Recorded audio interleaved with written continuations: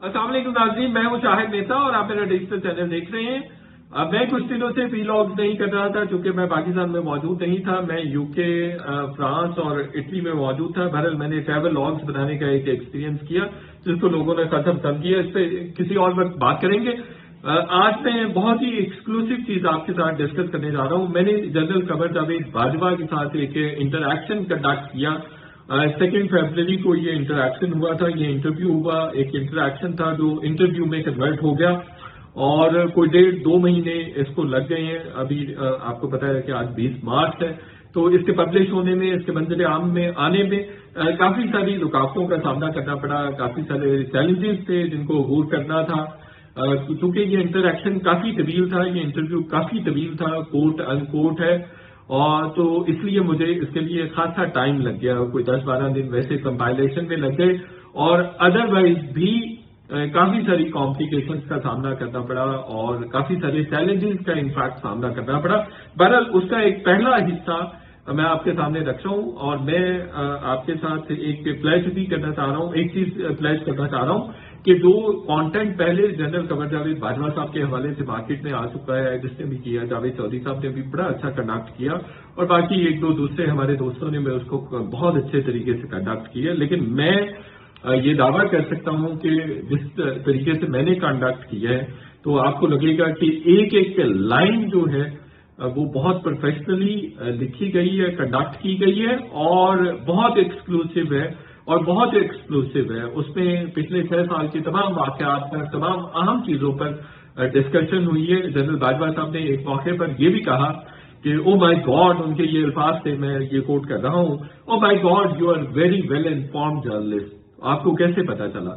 तो मैंने फिर उनको बताया कि मेरी 2 एंटिटीज पर बहुत ज्यादा काम है। ये मेरी ग्रिप है, एक एस्टैब्लिशमेंट पर और एक इमरान खान साहब पर। वो जो भी सोचते हैं, जो भी मूव करते हैं, तो मुझे आइडिया भी होता है और खबर भी होती है। एनीवेज, पहला पार्ट है मीडिया के हवाले से है।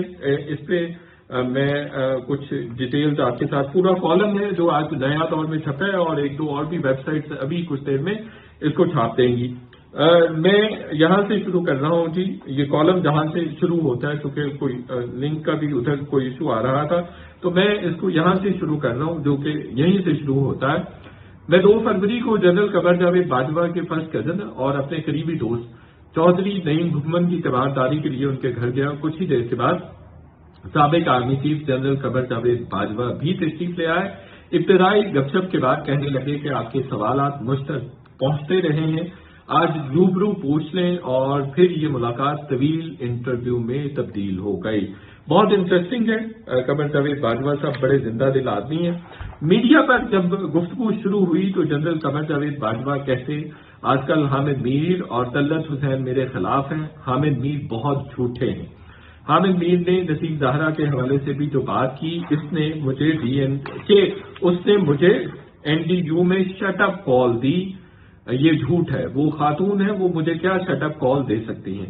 पाकिस्तान में 3 शख्स सबसे बड़े झूठे हैं, एक इमरान खान, शेख रशीद और हामिद मीर। फिर कहने लगे, तल्लत हुसैन को लगता है कि मैंने उसे नौकरी से निकलवाया है। तल्लत हुसैन को मैंने नहीं, जनरल फैज ने नौकरी से निकलवाया था। मैंने तो तल्लत को नौकरी दिलवाई थी। तल्लत जब पहली बार फारिग हुआ तो वो मेरे कजन अंजुम वड़ायत को लेकर मेरे पास आया, तो मैंने जनरल फैज को कहकर उसको नौकरी लगवाई। मैंने कहा फिर इस पर मैंने सवाल किया, मैंने कहा कि मुर्तजा सोलंकी, नुसरत जावेद वगैरह को आपने जनरल से निकलवाया था? कहते बिल्कुल नहीं, मुर्तजा सोलंकी को तो पहले जानता भी नहीं था, 1.5 साल से उन्हें जानना शुरू हुआ हूं। फिर मैंने दूसरा सवाल किया, मैंने कहा आपने अफसार आलम को गोली मरवाई, कैसे आप एक इंसान को कत्ल करना मामूली समझते हैं? मैंने कब्र में नहीं जाना, मैंने आज तक किसी बेगुनाह को मारने का हुक्म नहीं दिया। मैंने कहा वो आप पर इल्जाम लगाते हैं कि उन्होंने आपको आर्मी चीफ बनवाने में मदद भी की और आपने उन पर फिर भी गोली चलवाई। जनरल बाजवा ने जवाब दिया, अफसार को गोली मैंने नहीं मरवाई, मैंने फुटेज देखी थी। हमला आवर के हाथ में छोटा सा टीटी पिस्टल था, हमला अनाड़ीपन से किया गया था, मैं ऐसा क्यों करता? मैंने कहा फिर जनरल इरफान मलिक ने यह करवाया था क्योंकि अफसार आलम ने उनकी तस्वीर ट्विटर पर लगाई थी। उन्होंने ये काम गुस्से में किया होगा, मेरा ये सवाल था।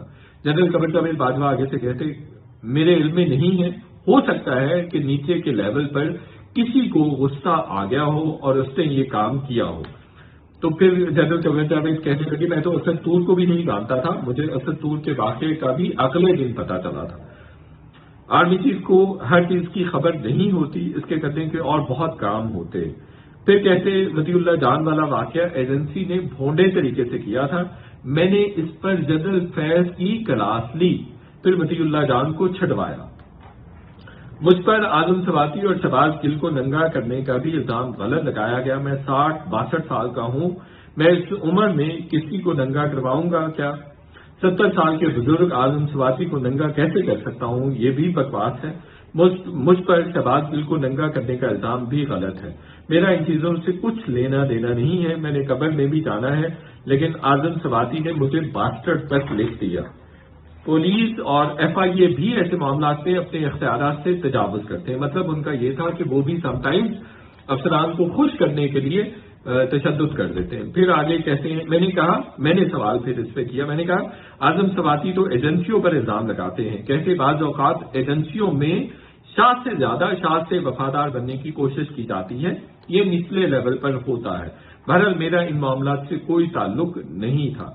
پھر کہتے ایمان مزاری نے پوسٹر لگایا جنرل باجوہ بے غیرت ہے، تو اس پر جوانوں کو غصہ آیا۔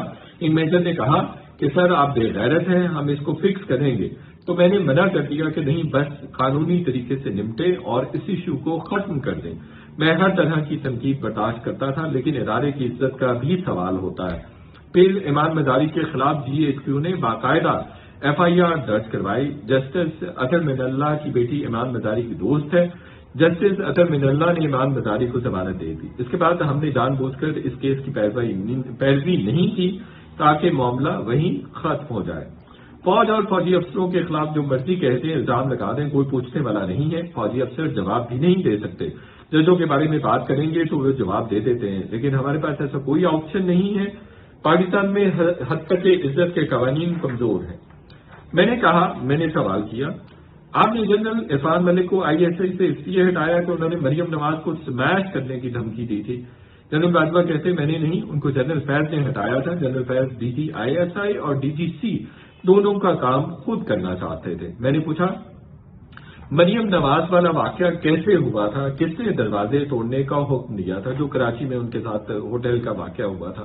انہوں نے کہا یہ حکم میں نے نہیں دیا تھا، بریگیڈیئر حبیب اس وقت سیکٹر کمانڈر تھے، کیپٹن صفدر نے مزار قائد پر نعرے بازی کی تو عوام، فوجی جوانوں اور میڈیا کا دباؤ تھا کہ ان کے خلاف کارروائی کی جائے، تو جنرل فیض نے مقدمہ درج کرنے کا کہا تھا، مگر نچلے لیول پر کچھ زیادہ ہو گیا۔ پولیس نے جب ریڈ کیا تو کیپٹن صفدر اور مریم نواز دونوں الگ الگ کمروں میں تھے، وہ دونوں ایک کمرے میں نہیں تھے۔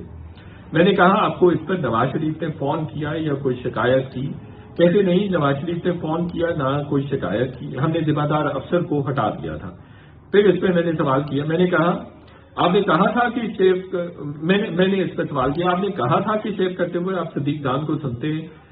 میں نے پھر اس پہ فکرہ کہا، مجھے یہ سن کر افسوس ہوا تھا کہ پاکستان کے آرمی چیف کا انٹلیکٹ لیول اتنا پست ہے۔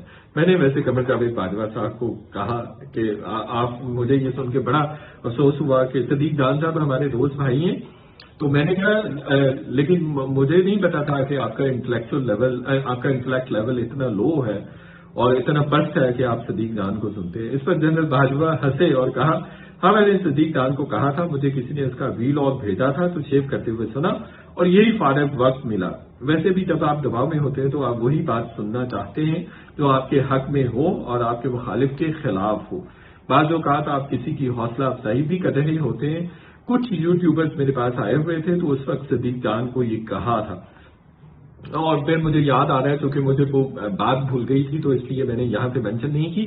انہوں نے کہا تھا کہ میں نے صدیق جان کو شاید تھپتپی بھی دی تھی گال پہ، میں نے اس طرح سے اس کو شاباش کی تھی۔ میں نے کہا اسٹیبلشمنٹ کے قریب سمجھے جانے والے صحافی کیسے عمران خان کے کیمپ میں چلے گئے اور ایسے بھی جن کو بنایا ہی فوج نے تھا، یہ اہم بات ہے۔ اس پہ انہوں نے کہا بالکل ہم نے کچھ صحافیوں کو بتایا، ان کو ہم خبریں بھی دیتے تھے، ان سے پروگرام بھی کرواتے تھے. ہوا یہ کہ جب فوج کی نون لیگ کے ساتھ لڑائی شروع ہوئی تو ہمیں ایسے صحافیوں کی ضرورت تھی جو ان کے خلاف بات کریں یا ان کے مخالف ہوں. اسی طرح یاد ہے کہ ہمیں ضرورت تھی، اس لیے ضرورت تھی کہ وہ ہماری بات کرتا تھا. چودھری غلام حسین اور صابر شاکر کو تو میں فیلڈ میں بھی ساتھ لے کے گیا. جب فوج نے اپنی پالیسی تبدیل کی تو ہمیں ایسے صحافیوں کو آہستہ آہستہ بتانا چاہیے تھا، آہستہ آہستہ ان کا بیانیہ بدلنا چاہیے تھا اور ان کو آہستہ آہستہ تبدیل کرتے. لیکن ہم نے یہ نہیں کیا اور ہم نے ایک دم اپنی سائڈ بدل لی، اس سے وہ وہیں پر رہ گئے. دوسرا، عمران خان جھوٹ بولنے میں بہت مہارت رکھتے ہیں، وہ بہت چالاک آدمی ہیں اور جھوٹ بار بار بولتے ہیں اور لوگ اس پر یقین کر لیتے ہیں. اور یہ مقبول جان کا ذکر ہوا تو جنرل باجوہ ہنسے اور کہا وہ بھی بہت جھوٹا آدمی ہے. پہلے اس کو میرے بارے میں خواب میں بشارت ہوتی تھی اور اب میری مخالفت کرتا ہے. ارشاد بھٹی سے شناسائی کے ذکر پر جنرل باجوہ کہتے اس کو میں نے جیو میں نہیں رکھوایا تھا. وہ یوں کہ ایک دن میرے سسر جنرل اعجاز امجد کہتے تمہیں اپنے دوست کے ہاں ڈنر پر لے کر جانا ہے. جب ہم اسلام آباد ان کے دوست کے گھر پہنچے تو یہ صدر الدین ہاشوانی کا گھر تھا. میں اس وقت میجر جنرل تھا. وہاں صدر الدین ہاشوانی نے ارشاد بھٹی کا تعارف کروایا کہ وہ ہمارا میڈیا کا سیٹ اپ دیکھتا ہے. پھر اس کے بعد ارشاد بھٹی میرے پاس آنا شروع ہو گئے. جب میں کور کمانڈر بنا تب بھی میرے پاس باقاعدگی سے آتے رہے. میں نے سوال کیا میر شکیل الرحمان کو جیل کس نے بھجوایا تھا؟ کہتے میر شکیل الرحمان کو عمران خان نے جیل میں ڈلوایا تھا.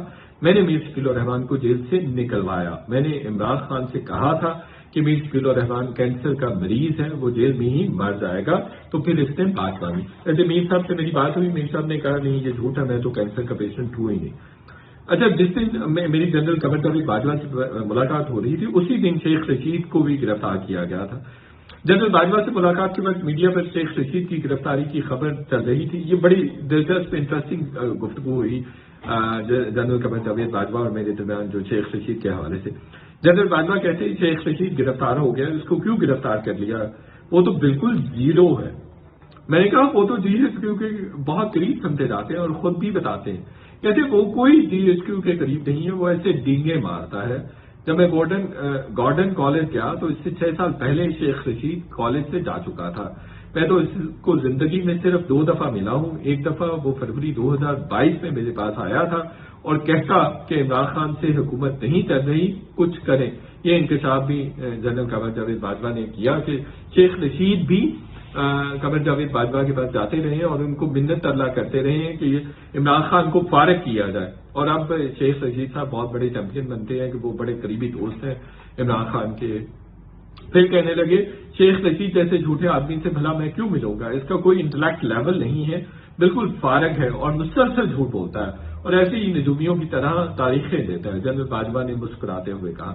ملاقات کے دوران جب میں جنرل باجوہ سے سوالات پہ سوالات کر رہا تھا تو انہوں نے ہنستے ہوئے کہا اب میری طرح بہت بے چین روح ہے، آپ صبر سے سنیں گے تو آپ کو سب سمجھ آ جائے گا. اور واقعی ایسا ہی ہوا تو میں نے کہا آپ بہت اچھے سٹوری ٹیلر ہیں. اور یہ بات سچ ہے کہ انہوں نے اس خوبصورتی سے چیزوں کو بتایا، سم اپ کیا. بہت اچھے اوریٹر ہیں، آئی وڈ سے میں ان کو اپریشیٹ کروں گا. بہت اچھے جنرل قمر جاوید باجوہ اوریٹر ہیں. میرا خیال تھا کہ بہت ساری، چونکہ ہماری کافی طویل ڈسکشن تھی، کافی لمبی ڈسکشن تھی، کافی طویل نشست تھی، میرا خیال تھا میں کچھ چیزیں بھول جاؤں گا. لیکن جس خوبصورتی سے اور جس مہارت سے اور جس ٹیکنیک سے اور جس ترتیب سے انہوں نے بتایا، جس سیکوینس سے انہوں نے بتایا، وہ مجھے ساری کی ساری چیزیں یاد رہ گئیں اور میں نے پھر ان کو ڈاکومنٹ کر لیا. آخری جو ہے وہ جو پیرا ہے وہ اس طرح سے جنرل باجوہ نے ہنستے ہوئے جواب دیا کہ میں جب لمس یونیورسٹی گیا، لمس یونیورسٹی اینٹی اسٹیبلشمنٹ سمجھی جاتی ہے، لیکن میں نے وہاں 6 گھنٹے سے زائد گفتگو کی، طلباء کے سوالات کے جواب دیے. اس پر یونیورسٹی کے ریکٹر نے کہا سر آپ کو استاد ہونا چاہیے، آپ بہت فلوئنٹ گفتگو کرتے ہیں، آپ بہت فلوئنٹ ہیں. تو یہ بات سچ ہے. میں نے بھی جنرل قمر جاوید باجوہ کو اپریشیٹ کیا کہ انہوں نے بڑی خوبصورتی سے چیزوں کو ایکسپلین کیا اور ایک ایک چیز مجھے سمجھ آ گئی. پچھلے 6 سال میں جتنی اہم واقعات ہیں وہ سارے ہم نے ڈسکس کیے اور سارے انکشافات سے بھرپور ہیں. میں نے پہلے بھی کہا جو ابھی تک میڈیا میں آ چکا ہے وہ کچھ بھی نہیں ہے. اس کالم سے بھی آپ کو آئیڈیا ہو گیا ہوگا کہ اس میں بھی کچھ ایڈمیشنز ہیں، کچھ ریولیشنز ہیں اور کچھ جو کمنگ ڈیز میں چیزیں آ رہی ہیں وہ اور بھی زیادہ ایکسکلوسیو ہیں. Thank you so very much. آپ سے ریکویسٹ ہے کہ چینل کو سبسکرائب کریں. Thank you.